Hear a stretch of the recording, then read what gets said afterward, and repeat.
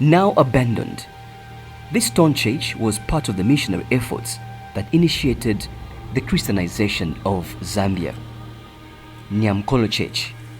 The defunct church is on the shores of Lake Tanganyika. Though not active, it remains a potent historical marker of how British colonialism changed Zambia forever. The 169 is in Mpulungu, Northern Province today, and takes you on this expedition and exciting heritage of the Northern. Hello 169. The 169 edition today comes from the Northern Province of this Zambia. Today we're actually in Mpulungu. We kick off from Mpulungu and of course go to Abercorn, which is in MBALA, and look at some of the historical sites that are very much pertinent to your understanding and mine, plus unveiling them to the entire world in the circles of tourism. What are we talking about? Join us. Inspired by the travel and writings of missionary explorer David Livingstone, several different missionary societies moved to establish missions in the Central African regions he explored. The London Missionary Society, with which Livingstone first began his travels, was the first of these organizations to establish a mission in what would become Zambia. The mission's lakeside location positioned it to readily welcome travelers arriving by boat, causing it to flourish. It did so well that between 1895 and 1896, the mission upgraded to a large stone church overlooking the lake. The church served as a place of worship continuously until 1908, when the mission moved inland to avoid the sleeping sickness carried by flies near the lake. The original church has been declared a national monument in Zambia. It is the oldest surviving stone church in the country. Though its walls still stand, the roof is no more. The Nyamkolo Church in Mpulungu district of Northern Province in Zambia. The defunct church is on the shores of Lake Tanganyika. Though not pretty active today, it has a potent historical marker on the history of Zambia, on how British colonialism changed Zambia forever. Your 169.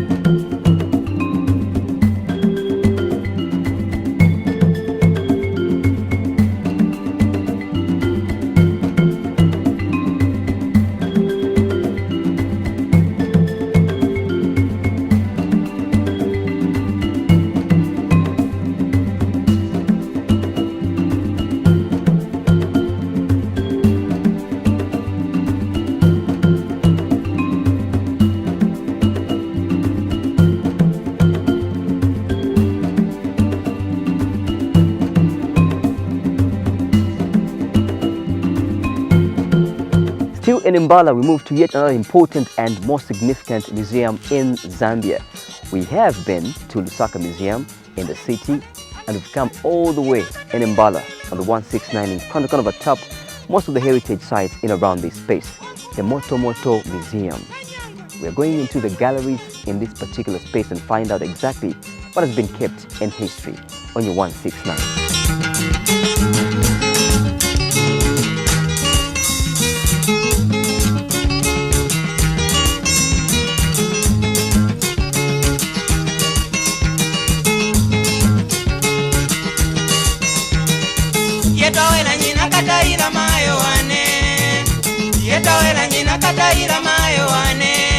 Kaminuku mwitu kumbala mayo Kaminuku mwitu kumbala mayo Kuno tukarya tachilemba na kumbi mayo Kuno tukarya tachilemba na kumbi mayo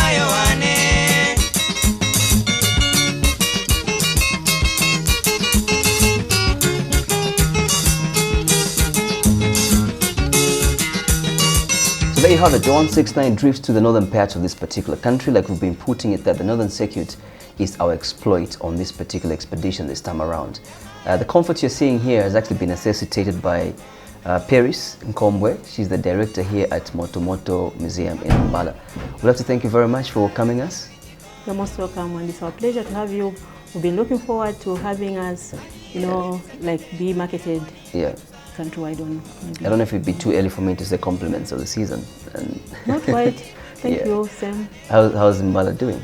MBALA is cool. We are enjoying the weather, except we don't get to receive a lot of tourists, and it's our wish that probably you help us get to have a lot of tourists coming through to MBALA. Yeah, and specifically Moto Moto itself. I understand obviously operations are still ongoing despite maybe what I could term as challenges you're talking about with visitors. Oh yes, of course, the museum is still on. We are more than determined to continue to serve this country by way of preserving our heritage. And so we would not allow anything to stop us from doing what we enjoy doing. Right. Our core business actually is to come through to the northern side of this particular country. I think you'd agree with me that much more of tourism in Zambia is sold most, if not the central part, if not the southern part. They're more pronounced, and you have quite a number of gems in here that people haven't exploited and the like. So we've come on that mission particularly, and the interest also comes to this museum, looking at its composition and the like. I'd love to get it all from you, being the overall here. What is the visitorship like, especially if you get the interaction of the international and local in the context of Zambia, and then local also in the context of MBALA? Okay. In terms of visitorship, we get to have more of the local people coming, especially children. More those that are like school groups. So we've tried to make partnerships with the school administration so that at least they get to have the children coming through. Right. So if we were to talk about the largest composition of our visitorship, I think the local people have done us a great honor, and we are very proud and very thankful to them. But we do also receive a number of people from across the country, and of late, I think with the introduction of these project courses for geography students in the school system, we get to see a lot of people coming through from different schools, maybe trying to do research on whatever MBALA has to offer in terms of the different disciplines. So schools actually come from across the country as well. But in terms of the adults, I think that's where the biggest challenge lies. We have very few adults coming through. Not completely nobody comes through, but very few are coming through. Right. And sometimes when we have people coming for other programs, they do spend time and come to the museum. But for the international tourists, I think that's where our main challenge is. We receive very few. Sometimes maybe 2 or 3 months would go by without having international tourists. When they come, sometimes they come in groups of 3, but by the end of the year, we may not register as many as maybe 100, probably maybe 20, maybe 15, somewhere there. Okay. But our statistics stand like for the highest that we've registered this year was 2,300, somewhere there, for 1 quarter. Yes. So we hope by the end of the year we would have registered maybe 10,000 or somewhere there. Okay. But generally we are very thankful to those that have made it to visit MBALA and Moto Moto Museum. And we know that many people appreciate if they did come through. And so it's our wish that with this kind of publicity, people will come to know about us and really make it a desire for them to come through. Right. Admission-wise, for those that are coming in groups, those that are coming, you've mentioned of maybe schools, because I'm sure, most curriculars do appreciate the value of certain sites around Zambia, and they would love to familiarize the children, to come through and the like. There's a comparison? Is there maybe some sort of disparity also? In this time and era of trying to generate resources for our own operations, we are trying to focus on the stipulated fees. Right. And these are 10 kwacha per adult, That is for the local adults. And then for the schools, we still treat them as individual, children category. So those we charge 5 kwacha. All right. Yes, but for the international visitors, it's $5 per adult and $3 per child. and this can be paid in kwacha equivalent at the prevailing exchange rate. Yes. All right. And then for, I mentioned schools, those that are coming, say, or it's not maybe schools, they're coming just maybe in a number. They still multiplied by how many and the fee? We do still charge as individual, maybe per head, but in certain rare circumstances, depending on how far people have come and how really hard up they are, we do give concessions, but those are various situations, and we may not want to like make it so public, but because this is something that we are trying to beat around and make sure that at least people pay for the service. And the understanding behind is that when you pay for a service, you value it more and you cherish it. And you also help us to provide you with services that go along with your visit.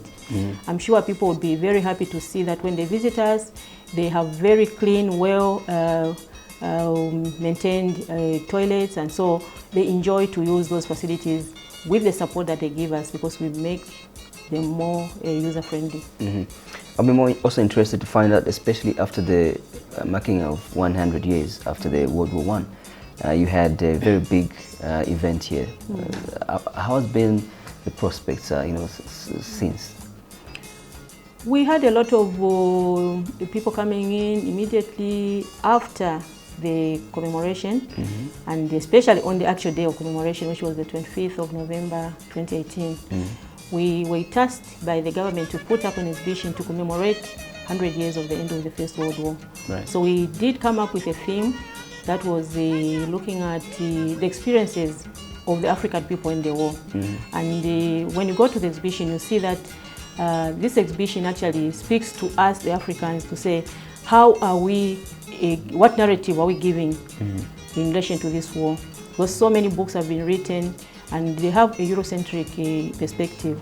So we try to give this exhibition an African narrative, to say what is the situation on the ground, what are the people talking about, what really happened in relation to the Africans or the local people.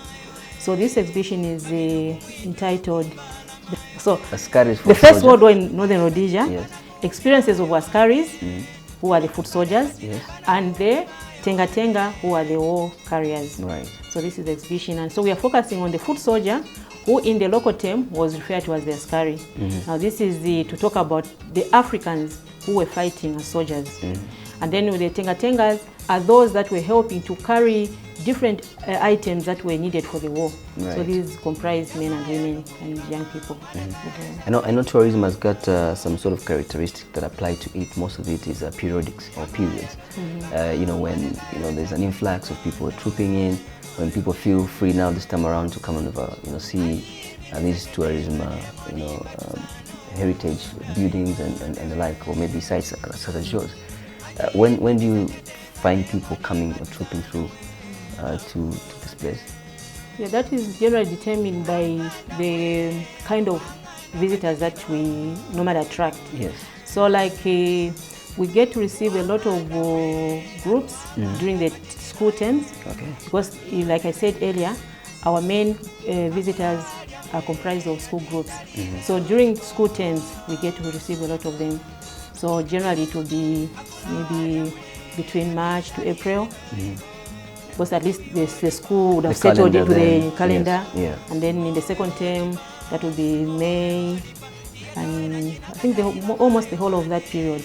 And now speaking of the May to June period, we register a good number in May, because in the museum's calendar we have what we call the International Museum Day. Now the International Museum Day is a day which celebrates what the museums do internationally. So it is a day that was arrived at by the International Council of Museums, which is a global or international body that spearheads the operations of museums and also just guides them into what they should do. So this is ICOM. And so this day, 18th May, all museums that believe in the statutes of ICOM open the doors to the public for free and allow them to come to the museum and experience what the museum has to offer. And depending on the theme, we sometimes put up exhibitions that interpret that theme. And also, we also allow our visitors on that particular day sometimes to see beyond the closed doors, the things that we do behind. because what you see is just a small portion of museum work, but a lot of work goes around behind the closed doors. So we allow you into our storerooms sometimes. We also make you feel, sometimes because in museums you're not allowed to touch. Yes. You can only look and, see, read. But the things that we have behind, we can have a few selected items which will allow you to have a feel to touch so that you can feel more, connected to the collection. Yes. So those are rare situations, and most likely we'll do that on our International Museum Day, which falls on 18th May every year. So with that said, obviously we're here physically, and the best we could do is maybe go into the galleries and of course get to see what you have. I don't know if you can maybe highlight right before we go the types of galleries we're going to find as we go around. Okay. For Moto Moto Museum, we are generally a cultural history museum. So we look at the culture and the history of these communities that we serve around the northern region. Right. So with that, we'll have archaeology, which some people call prehistory. Then we also have history. Yes. Then we have ethnography. Okay. So these are kind of permanent exhibitions. Now by permanent exhibitions, we mean these are exhibitions that we don't change regularly. So they could stand for periods of, if we had the resources, maybe for up to 10 to 15 years. Okay. But because it's so expensive to change exhibitions, they can go beyond 15 years. And so we have had permanent exhibitions that would stay maybe longer than 15 years. Okay. And then we have one room which we have designated as a temporary exhibition room. Now this room, this is where we exhibit any topical issue that comes around, or if any researcher has done some research and there's some good finding that we want to communicate to the people. So we'll use that room to exhibit and talk to and communicate the findings to the public. Right. So for this particular season, we have the commemoration of the First World War exhibition still standing, Right. which is almost a year now, Yeah. although temporary exhibitions would only last 3 to 6 months. But because of the demand and the interest of many people in this exhibition, we have let it stand for this long. So those are the areas, and I'm going to be taking you through maybe briefly through the World War I temporary exhibition, Right. and probably in the history and the archaeology gallery. Then I'll ask one of the researchers to take you through the ethnography gallery so that at least you have a feel of what we have, and you can give us feedback after that. Right, no, we're grateful, and this is our starting point, obviously. You're most welcome, and Sure, please thank enjoy yourselves in MBALA and in the Northern Circuit. Right.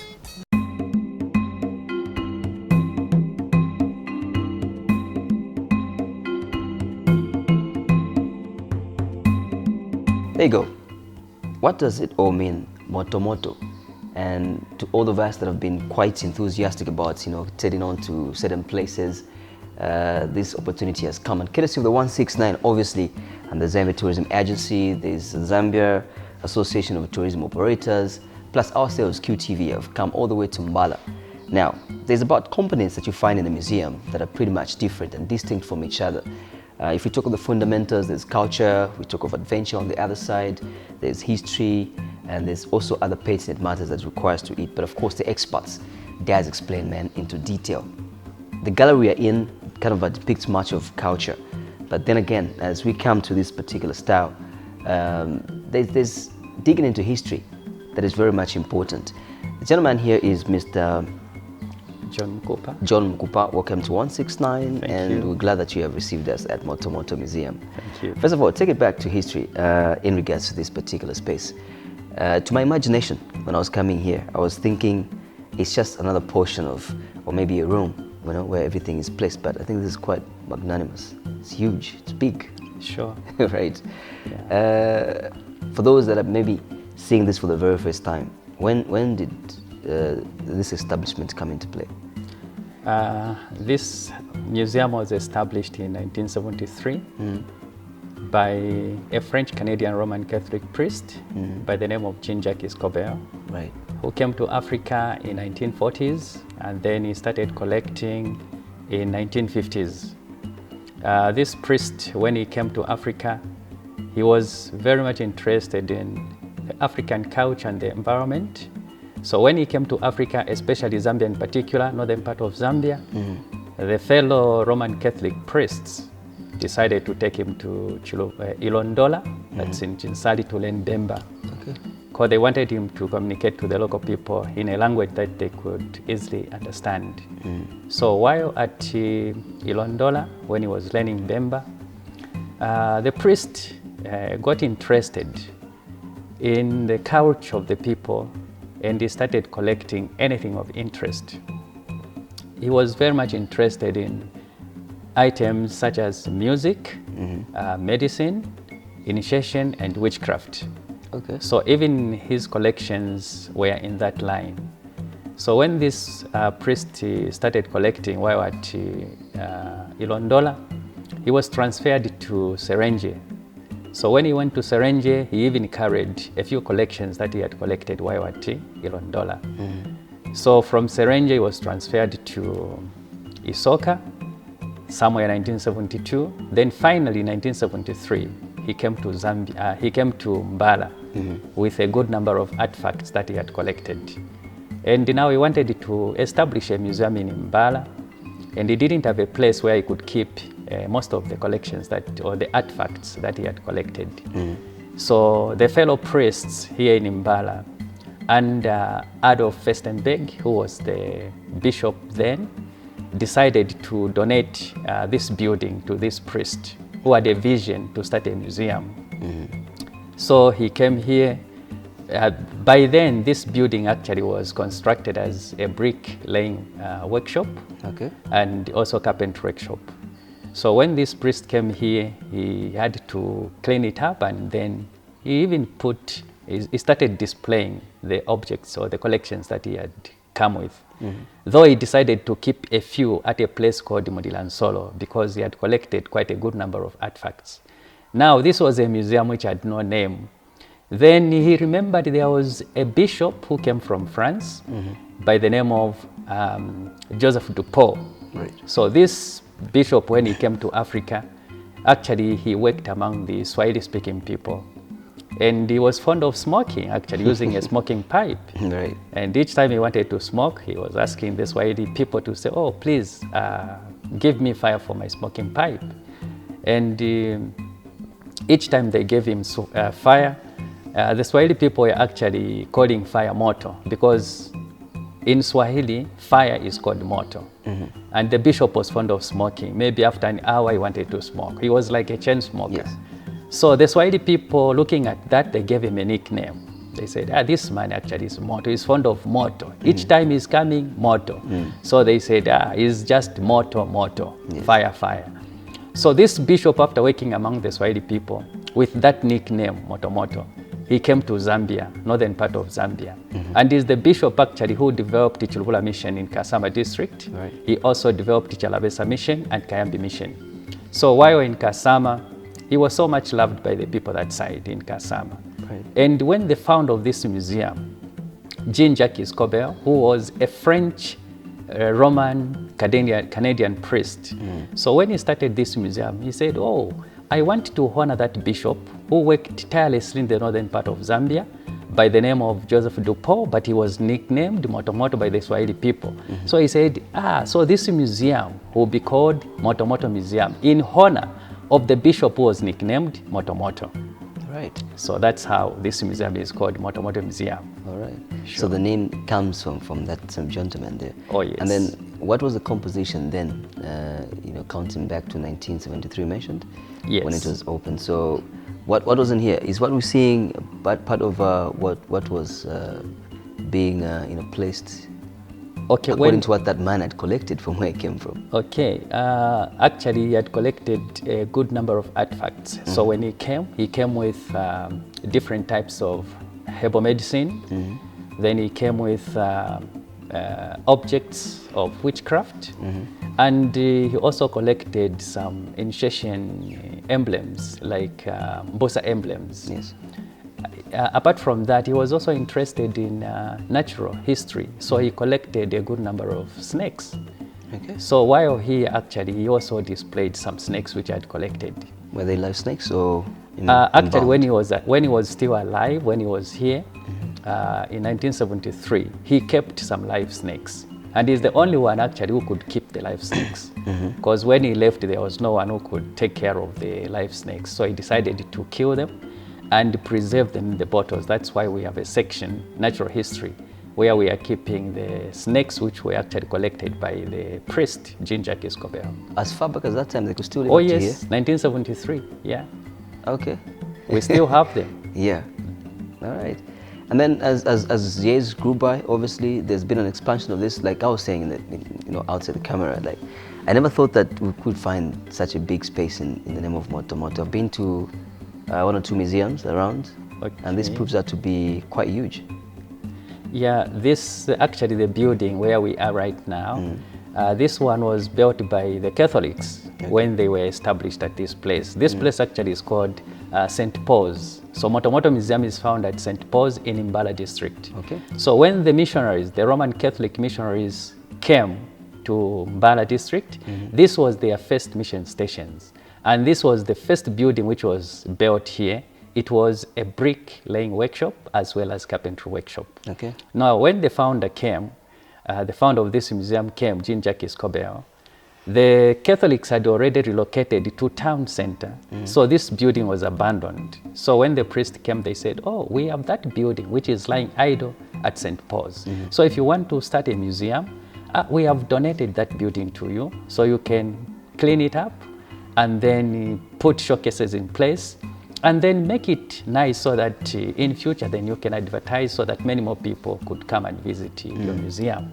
Thereafter, I started looking for well-wishers. Like Danida, they came in, Norwegian embassy came in. They are the people actually who funded the extension of this museum. So when we visited the prehistory and history gallery, so that gallery, it was just funded by well-wishers. Right. And then we also have a research wing, which was funded by well-wishers. We also have the administration block, which was funded by well-wishers. And also the temporal exhibition gallery, where we have an exhibition running on World War I, that war which took place in 1914 to 1918. That's a temporal exhibition gallery. That's where we mount temporal exhibitions which could run for 3 months or 6 months. But the one running at the moment, actually it has taken quite some time because people wanted us to keep it for quite some time because there are a lot of people actually who are still interested in the exhibition that is still running. Because of the centenary maybe that is attached to the World War I. Oh yes. Maybe 100 years in the mark. Yeah, that's true. So there's a distinction in these galleries you're mentioning. Quite in here, what we see is a depiction of lifestyle. Oh yes. Culture. And is this found everywhere in Zambia, or maybe there's a specific niche as to where we are? The depiction of this lifestyle here, does it only speak out to the people of MBALA, Kasama? Do we have different lifestyles in here, countrywide? Okay, like this one is a regional museum. Yeah, so what we have here actually depicts the people of the northern part of Zambia. Okay. Sure. Starting from the Insakas. Yeah, so when we see what is in here, this is actually a ethnography gallery. Ethnography gallery, yes. Yeah, and we have artifacts on culture. In fact, most of the things that we can look at here, these are the things that people use every day. If you visit villages or if we look way back, most of the things that are displayed in this gallery are actually the things that people are still using today. So we are looking at where we are coming from, where we are, and where we are going. Right. Because things keep on changing. Even the founder of this museum, I think he looked at that. Because there are a lot of things that people have stopped using today. Like if you go in some homes, you cannot even find a clay pot. Right. Even calabashes, people have stopped using that. But when you visit the museum like this one, you will find a good number of clay pots telling us where we are coming from. We'll look at the winnowing baskets, telling us where we are coming from. Even some smoking pipes, like the man was nicknamed Moto Moto, Joseph Dupont. He was using a smoking pipe to smoke. And a good number of people today actually don't use these smoking pipes. But in the olden days, we see a lot of people are using smoking pipes. Yeah, so things actually have changed. That's why here as a museum, we feel we have to keep what people used then in the olden days, and we can still keep those things for the present and future generation. Because as a museum, we are very much sure that a good number of people have never been here, and we are looking forward to many more people to come to Moto Museum and see what we have. Right. Yeah. So the man that actually started this establishment is long gone. the scope that you're always trying to bring in every day, how often do you kind of upgrade? Do you even do that? Trying to get it to the trends, maybe what is going on at the moment, culturally speaking still? Okay, yes. The founder of this museum, like I said, he looked at what was there then when he was still living, and he had a vision. So he started collecting, and he still wanted to continue collecting. So even when he left, I think his word to the people remained was that since he was interested in music, items of music, medicine, that's bush medicine, yes, and initiation ceremonies, and also witchcraft. So he encouraged the people to say, those who continue working, please continue in that line. So even as a museum, we have continued collecting, basing on what the founder of this museum did and the word that he left. So we have continued researching and collecting, for the present and future generation. We don't want, I think the vision he had to die, so we want to continue. And for this museum to stand, of course, we have to continue researching and collecting for the present and future generation. So if we were to talk of witchcraft, he had collected certain components that was used in the practice of witchcraft. And I don't know if it still exists in the modern world. Has there been any newer things collected in that arena? Oh yes, just somewhere in 1990s, we had witch finders, who visited some village here in MBALA, and they confiscated a good number of witchcraft artifacts. Okay. So they called upon the museum when those things were taken to the Magistrates Court. Yes. And we went there as a museum and we collected all those things. So we are still keeping. Okay. So anything that relates to our people, we have continued collecting. So those spirits do die. There's nothing to fear about if one walks in here. I think it's a daunting place to some extent. I don't know if I would survive being left alone, seeing certain things that are depicting tourists. Like there's the fire burning when I was walking down there. Like, is there a fire really, or it's some sort of initiative that has been, anyways. But looking at Moto Moto as a museum and other museum that we have in Zambia, I think if I can count to the national level, it's about 6. Do you have about 6? You have about 6 of them? We have 5 national museums. That's 5, right? Yes, and though we have a few community museums. Okay. Yeah. Does this come with their own style, or maybe you display according to what is particularly put in certain space? Well, if you visit some museums, like if you go to Livingstone Museum, that museum actually, Livingstone is supposed to be a natural history museum. Okay. But you can also find something on the ethnography, something on culture, just like here at Moto Moto. This main gallery, actually, it's something to do with culture. It's ethnography. Yes. Yeah. So what we see here is actually what people do, how people live, and then if you go to Lusaka Museum, Lusaka is supposed to be a political museum. Right. But if you visit Lusaka Museum, you'll find something on art, because they're also trying to promote art. Yeah, so then Copperbelt Museum, it's supposed to be science. Copperbelt Museum, yes, it's supposed to be science and technology. They are going in that direction.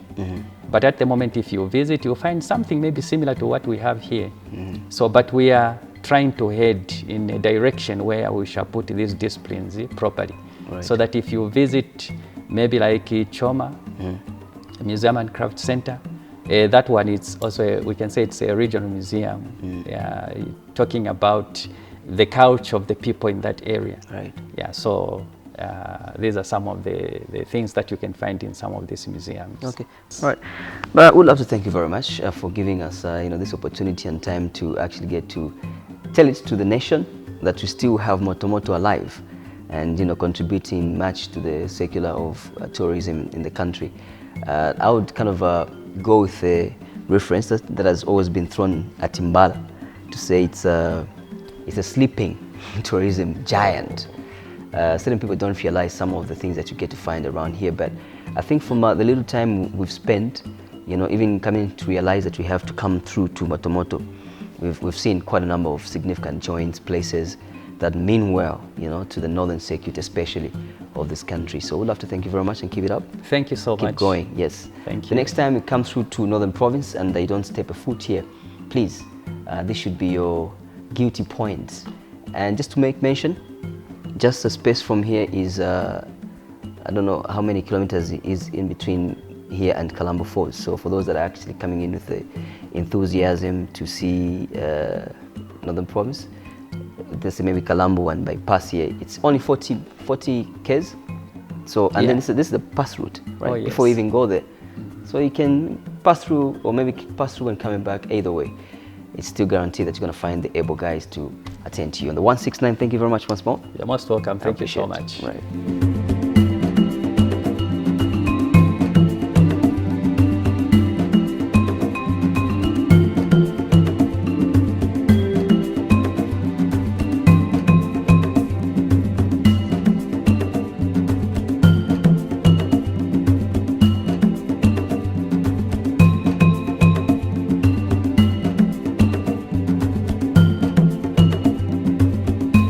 The idea of promoting tourism in the Northern Circuit is most welcome, and this calls for tourism entities or establishments to be able to come up with products that can really make the tourists stay longer in the region. So to contribute to that part of the expectation, Moto Moto Museum has come up with a project in conjunction with the local community, in which we are trying to get visitors to the museum, venture beyond the museum and be able to visit local sites as well as the local communities, and where they feel like they can stay, we have come up with the idea of homestays. Now this is where we get to have these visitors live with the community and try to learn the traditional way of life and participate in the activities of their everyday life. So we are calling this project ecotourism for the reason that we want them also to sample the unspoiled natural environment around this region. You appreciate that as you go to Kalambo Falls, there's a lot of unspoiled natural environment with a lot of interesting features, and so some tourists may be interested to just experience this kind of adventure. So we are offering bicycle rides to some sites, and these are going to be conducted by community tour guides, and we are calling upon partners to help us to develop this concept so that at least we get to have tourists stay longer in the region and just make the region have more products so that we help develop the region in terms of tourism.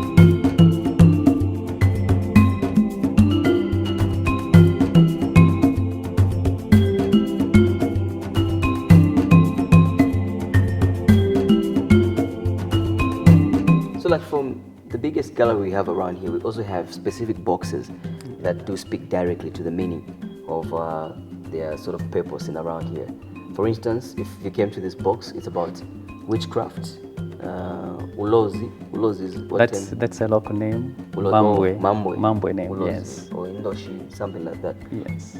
So everything is actually detailed and explained, and these are real, gadgets that have been confiscated, like he was saying. From the witch, what are they called? Witches and wizards. Yes. Right. So most interestingly about those that are very much common that we've heard of, or people that maybe suffer from such. There's some explanation here, like charm for causing misery and death. Oh yes. Sinsimui, yes. So this is a bird owned by a witch or a wizard, which can be sent to any person they want to kill. So once this bird goes there and it sits or alights on someone's home, and then it makes noise like hoo-hoo. So just know that it's an owl, yes. So just know that there will be death at that particular place or in that house or in the family. Yeah, so this one is something that causes death once it does that. So it's molded in a way that it will depict the very bird, or it's the same bird that has been killed and then It's the same bird that was killed and then preserved for such activities. Okay. And then given the spirits now. And then it is given spirit so that it can manifest the powers that are in it once it is sent. So when it is working, it doesn't look like it's looking now. Actually, it comes alive so that it could perform the task that is given to it by the one actually who keeps it, usually a witch or a wizard. It can go to any place. It can fly from here even to Lusaka. It can go to Kasama or within a particular town. Okay, the charm for sending snakes to attack victims, Mwanza Bamba Wansoka. Actually, this is a charm. If you look at it, it is in the shape of a snake. Yes. So usually this charm is worn by a witch or a wizard who wants to attack people using a snake. So this, as we are looking at it, it turns into a snake when it is sent to a victim. And once it goes to a victim, once it strikes, just know that that victim won't survive. That will be the end of that person. So it's just, this looks like a foam molded, so there's charms inside? Yeah, there is foam, then there are clothes there are beads, a bottle. So for it to start working, it should have some blood in that small bottle. Yeah, it becomes a live snake, very dangerous snake. And it goes strictly specific to the particular person that they want to get rid of or to kill. Okay. So there are people in our society who are keeping such things. This picture detects some findings somewhere. This is within Zambia. This is within Zambia. What is happening here is that a traditional healer is attending to a patient. Because even today we have a good number of people that visit traditional healers. And this has continued. Some people feel they can go to a traditional healer and get some medicine for any sickness or any disease. Yeah, then we have this one. It's a charm for stealing other people's item. It's called akambuma. Yeah, so sometimes you find that in a family, maybe people buy, maybe they are just 3 at home, and they buy a 25 kg bag of maybe mealie meal, and then within a week or 2 weeks, they find that it's gone.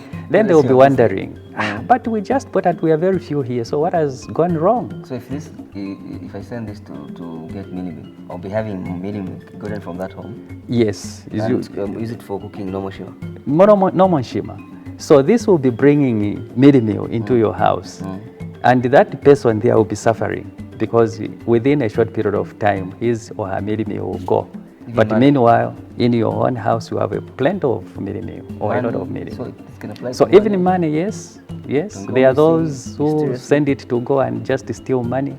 And then you find that maybe in a home, money will just go missing mysteriously. But meanwhile, there is someone behind that. Because there are people in our societies who are still using these things today.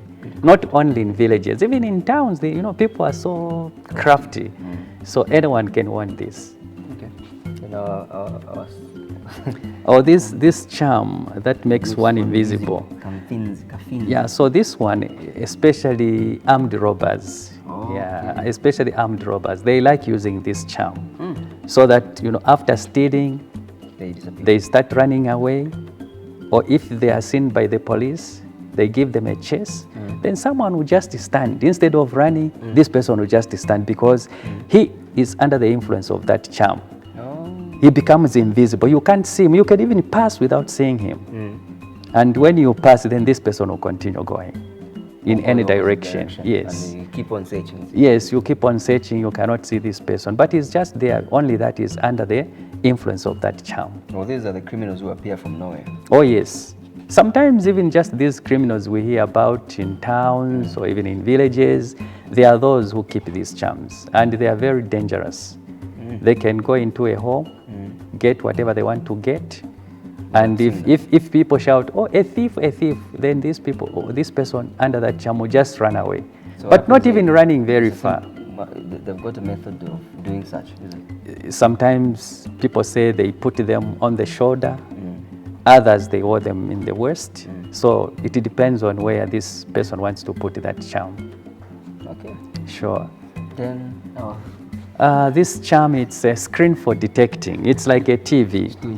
Yes. So, like people who suffer in societies, someone goes, steals from a certain house, or maybe someone just does something, and maybe even a witch or a wizard. And then there are those people who are interested to find out who has done this. they try to ask, no one is admitting. So they approach someone who is keeping this type of a charm. And then this person will say, okay, sit there. And then through chanting and maybe taking certain types of medicine, of course, herbal medicine, then the person who did whatever you want to find out will appear on that screen. On that little screen. Yes, which acts like a TV. Okay. And then they'll ask you, oh, you are looking for someone who did this. There, that's the person. So for instance, this person disappears. Yes. He came to steal and used that charm to disappear or Yes. vanish. Yes. And then you went to this sort of oracle Yes. guy. If he performs his rituals, are you still going to see this person as invisible? Or maybe these charms will collide? No, they won't collide. On that screen, this person will actually appear. You'll be able to see the person because there, Regardless of him having had this. regardless of him having that charm, but there on the screen, you'll see him. Yeah, you'll see him. Oh, that's the person who did that. Oh, okay. And then from there, you decide whether you also want him dead or alive or whatever you want. Or maybe you want to go and get back what he got from you. So that's how it works. Okay. There's one for instability in homes, but obviously that's for another day. Something that looks more figurative of homes. Oh, yeah. This one is lightning. Lightning. It's lightning. In a local language, they call it inkua. Actually, this is the lightning that strikes people. Oh, okay. Yeah, you see the composition, it has horns. Sometimes they even put a bottle, some dead cloth, and a lot of concoction, which we cannot see. It's just inside. Yeah. So now, when this thing is operating, it's in spirit form, you can't see it. But when it's raining, that's when witches and wizards who keep those things activate them. If they want to send it to a victim they want to strike or to kill, then they will do what they do, and then this thing will take off. And it will just go and strike the person they want. Once it strikes, oh yes, if they want us dead at the same time, this is very powerful. It's powerful more than the electricity used by Zesco. To me is some sort of sanctified animal that I see around society. Okay. It still succumbs to the evil spirits. Yeah, because what usually happens is that people know for sure that a sheep is very powerful on the forehead. Yeah. Because a sheep cannot even fight with a bull, no matter how big a bull is. If the bull is fighting with a sheep, the bull just strike that bull once. So now what people, so they looked at the power that is on the forehead of a sheep. So the witches, when they wanted to come up with lightning, they said, if this small animal can strike a bull and once it strikes, it goes down. So can we get that power which is in the forefront of a sheep? And so they got the horns, and they also got certain things to make it more strong, so that once they send it to a victim, it will definitely get rid of that person. Okay. And we have, I think there's Ndege there, I'm saying. Or the helicopter there. Yeah. This one is for transport. Of course, you know, these witches move from point B to point A. Sometimes they can even move from MBALA to Lusaka, MBALA to the Copper Belt. So this is one of the planes that they make. Now, if you look at it the way it is, you can't even tell that this thing can fly. But at night, these are the real planes used by witches and wizards. They travel a lot. They can go and come back same night. Okay. It's just like the other one, which is there at the far end. Yes. And then Longa Longa. This is just a charm that causes pain and death. Because sometimes you find that this person will be complaining of some pain, just mysterious pain, and then people will be wondering, but he's just complaining, maybe it's a headache. He's just feeling headache, just headache. This person will try to get some medicine, maybe Panadol, some painkillers, nothing's working. So if that person has been attacked by such a charm, then definitely the end result is death. That person cannot live. So they give it a span up to a period of time. Oh yes. Unless maybe prayers are said. Well, if they send someone to prayers, of course, we don't know what can happen. Okay, so how the collection of this was done in what form for you? What actually happened was that the founder of this museum, the Roman Canadian Catholic priest, Jean-Jacques Escobar, there were some witch finders who went to a certain village to collect, to actually to collect these charms. So what happened was that this witch finder was doing his work as a witch finder to confiscate the artifacts. And the priest was told about it. So he went and then he asked the witch finder if he could collect this for the present and future generation. And then he explained, I have a museum and I want to keep these things in a museum so that in future many more people can come and look at some of these, because some people hear there is lightning, but they have never seen a lightning. They hear there are charms that people use as a plane, but they have never seen one. So when the founder went to collect these things, he said, well, I'll keep these things for the present and future generation. So as a museum, we are still preserving this so that many more people can come and see, oh, this is how